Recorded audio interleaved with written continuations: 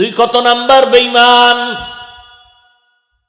নমরুদের মতো বেঈমান তো হতে পারো নাই, ফেরাউনের মতো টাকার গরম দেখায় না। যত বড় টাকাওয়ালা হও, কারুনের থেকে বেশি টাকা তোমার হয় নাই।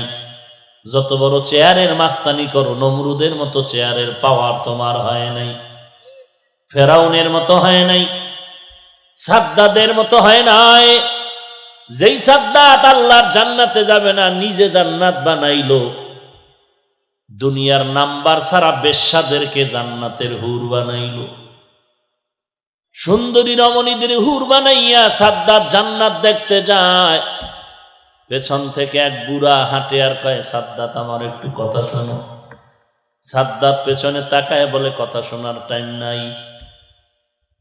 কেমন যেন চুম্বুকের মতো সাদ্দাত আগাচ্ছে ঘোড়ার পিঠে, আর বুড়া পায়ে হেঁটে তত আগায় যাচ্ছে।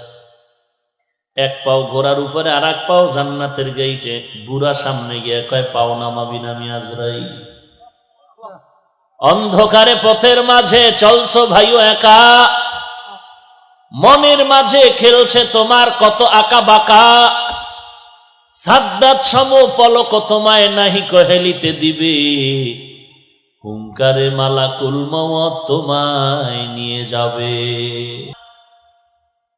কেমন ফেরাউন, যেই লোহিত সাগরের উপর দিয়ে মুসা নবীকে আল্লাহ পাস করায় দিলেন, পার করায় দিলেন, আবার ওই পানির মধ্যেই ফেরাউনকে আল্লাহ চুবায় ডুবায় খোদাই খায়েশ মিটায় দিলেন। এরে নবীর উম্মতের দল, তুমি তাদের থেকে তো বড় টাকাওয়ালাও হতে পারো না, বড় মাস্তান হতে পারো না। কারুনের এত টাকা, তার টাকা যেই গুদামগুলোতে রাখতো, যেই বিশাল গুদামে টাকা রাখতো, স্বর্ণের টাকা,